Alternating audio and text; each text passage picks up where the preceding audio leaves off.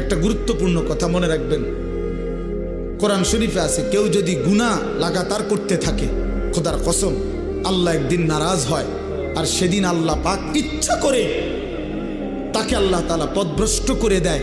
আর কোনোদিন আল্লাহ ইচ্ছা করেই তারে আর হেদায়েত দেয় না, আলোর পথে ফিরতে দেয় না, কল্যাণের পথে আসতে দেয় না, জান্নাতের পথে আর আসতেই দেয় না।